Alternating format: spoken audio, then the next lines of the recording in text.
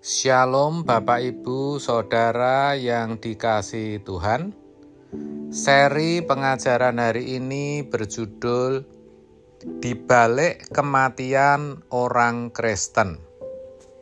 Suatu saat nanti akan banyak orang, termasuk orang Kristen yang tidak sungguh-sungguh, tercengang dan terkaget-kaget, tidak menyangka ternyata setelah menutup mata di bumi, mereka masih memiliki kesadaran.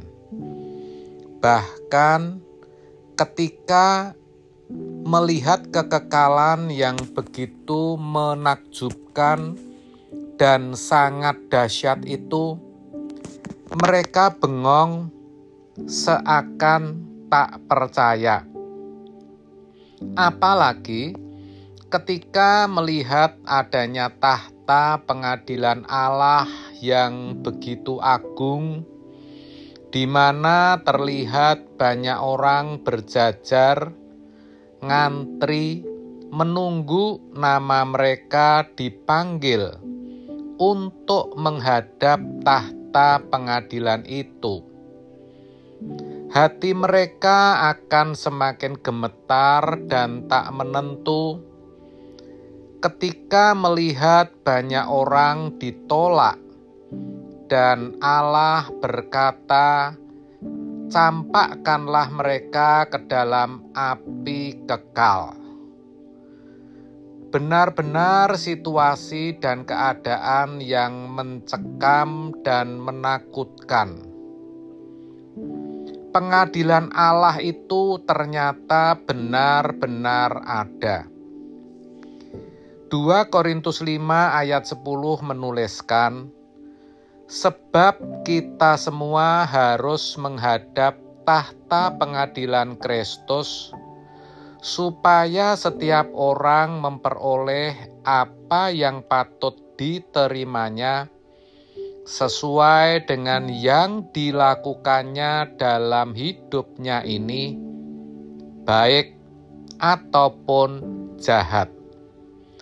Ayat ini menjelaskan kita bahwa pengadilan Allah itu nyata ada dan pasti akan digelar. Maka seperti saya sampaikan tadi, banyak orang Kristen akan terkejut. Sebab yang ada di pikiran kebanyakan orang Kristen, ketika mereka mati langsung masuk surga. Jujur, banyak gereja mengajarkan atau memberi kesan seperti ini. Kepada jemaat disampaikan, ketika percaya kepada Tuhan Yesus dan itu ditandai dengan beribadah ke gereja, kelak kalau mati pasti masuk surga. Sehingga kesannya pengadilan Allah itu tidak ada. Oleh percaya atau imannya, orang Kristen bisa beroleh jalan pintas, yaitu langsung ke surga. Sepertinya begitu, atau dikesankan seperti itu. Padahal kan itu tidak benar dan nyata-nyata salah. Ayat tadi mengatakan sebab kita semua saudara, harus menghadap tahta pengadilan Kristus. Artinya, tidak ada yang dikecualikan atau diistimewakan. Hal senada dituliskan dalam Ibrani 9 ayat 27. Dan sama seperti manusia ditetapkan untuk mati hanya satu kali saja, dan sesudah itu dihakimi.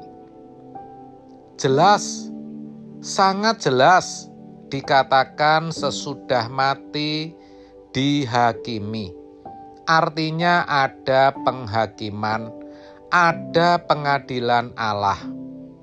Rasul Petrus pun dalam suratnya 1 Petrus 1 ayat 17 menuliskan, "Dan jika kamu menyebutnya Bapa, yaitu Dia yang tanpa memandang muka menghakimi semua orang menurut perbuatannya, maka hendaklah kamu hidup dalam ketakutan selama kamu menumpang di dunia ini." Coba renungkan, manusia mana yang memanggil Allahnya dengan panggilan Bapa? Hanya orang Kristen, saudara. Dikatakan Allah Bapa akan menghakimi semua orang tanpa memandang muka. Tanpa memandang muka. Artinya, sekalipun kita orang Kristen, begitu maksudnya.